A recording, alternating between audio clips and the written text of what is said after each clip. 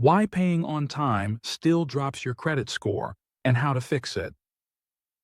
Did you know you're still getting penalized by the credit scoring companies even though you did everything right? You paid on time and in full. You did the responsible thing, and then your credit score drops anyway. That's the moment people start thinking credit scores are fake, or rigged, or random. But there's a real mechanism behind it, and once you see it, you can control it. Here's the punchline. The credit bureaus don't usually see your account on your due date. They see it on a specific reporting moment, typically when your statement closes. That's the snapshot. That's the version of you that gets graded. Today, I'm going to show you the statement date hack, meaning how to control what balance gets reported without changing your spending or playing weird games. We'll cover statement date versus due date, why utilization is the lever that moves your score the most month to month, what ranges tend to score best, why reporting zero can actually be a trap, and how to do this safely, because there is one edge case that can backfire if you overdo it. The common belief. Most people believe the rules are simple. Pay by the due date and your score should rise. That's not how the system measures you. The due date is about avoiding interest and late payments. The score is about what gets reported. A credit score isn't watching your behavior like a parent. It's looking at a spreadsheet snapshot.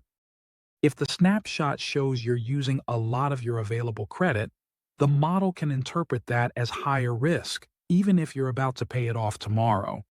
So you can be someone who never carries debt and still look like someone who's maxed out for one day every month. The utilization cliff. Utilization is basically how much of your available credit you're using at the time the snapshot gets taken. And it has a weird personality. It's not a slow, gentle curve. It's more like a cliff. Small changes can cause outsized score swings. If your statement closes when you've got a big balance, maybe because you charged a flight, a repair, a big inventory order, whatever, your score can drop even though you're doing everything right. The heavy lifter. Payment history is the heavyweight in the long term. But month-to-month volatility is often utilization. That's why people feel whiplash. They didn't suddenly become irresponsible. The statement simply closed at the wrong moment. Also, one important nuance. Utilization is measured per card and also across all cards. So even if your overall utilization is fine, one card reporting high can still sting. The zero trap. Now, let's talk about a trap that sounds counterintuitive. Reporting zero. A lot of people think the goal is to have every card report zero every month. Sometimes that can actually cost you points compared to having a small balance report. Why?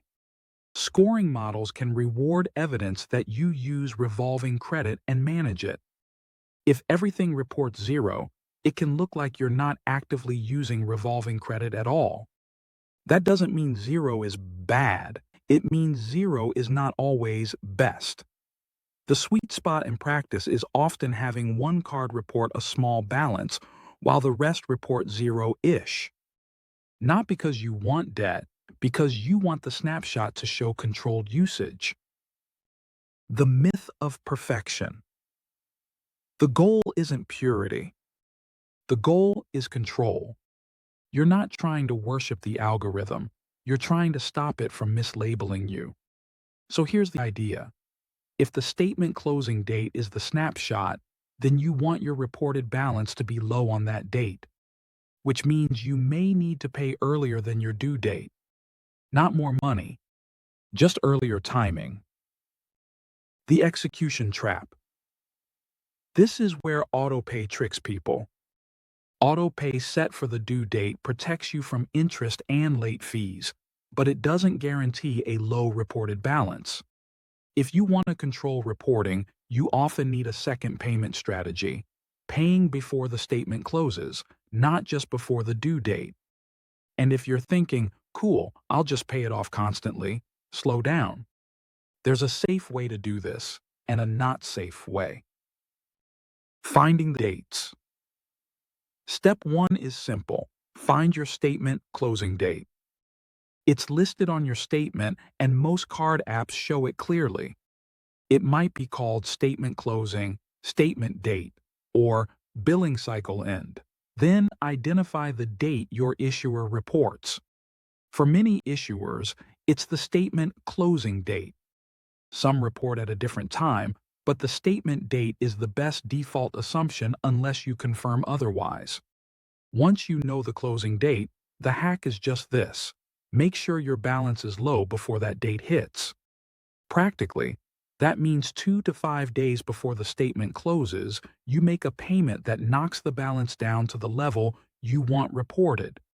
Then, you can still pay the rest by the due date if you're paying in full. This is not about paying twice because you're broke. It's about paying twice because you're optimizing what gets reported. The hidden risk. Cycling. Now the part people don't talk about. Credit cycling. This is when you run your card up to the limit, pay it down, and then run it back up again within the same statement period.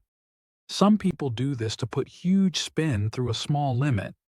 Issuers can view that as risky behavior or a sign of manufactured spending or even potential fraud patterns. It can trigger account reviews, lowered limits, or shutdowns in extreme cases. Not always, but it's a real risk. What is credit cycling? Credit cycling is basically using your credit limit multiple times in a single month by making multiple payments and continuing to spend after you refresh the available credit. If your intent is just to have a low statement balance, you usually don't need to cycle. You just need one strategic payment before the closing date. So the safe version is spend normally, make one early payment to control what reports, then pay the rest like you normally would. You're not trying to turn a $3,000 limit into a $20,000 throughput machine. Here's the clean protocol. First, find your statement closing date. Second, 2 to 5 days before it closes, make a reporting payment to bring the balance down to a low number that you're comfortable showing on a snapshot. Third, let the statement generate. That's what usually gets reported. Fourth, pay the remaining statement balance by the due date to avoid interest if you're a pay-in-full person. If you want to be extra clean, you keep one card reporting a small balance and the rest near zero. That tends to look like controlled, active usage. It's worth mentioning that this also fits perfectly with my 2-card reward maximizing system, which you can find in my other videos. If your score still moves a little month to month, don't panic. Utilization has memory loss. It resets every cycle. You're not damaging your credit with a high utilization month if you're paying on time. You're just letting the snapshot catch you at a bad moment. Final thoughts.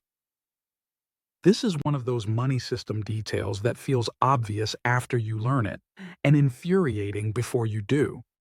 Because the system punishes you for information you didn't know you were broadcasting. But once you control the statement date snapshot, your score stops acting haunted. It becomes predictable. Thank you for watching. This channel looks at how modern systems are designed, the incentives underneath them, the control baked into them, and the ways they punish people who don't know the rules they're being judged by. Understanding the system doesn't magically fix it, but it does stop you from blaming yourself for outcomes that were engineered. I hope this helped you see what's really happening behind the fine print.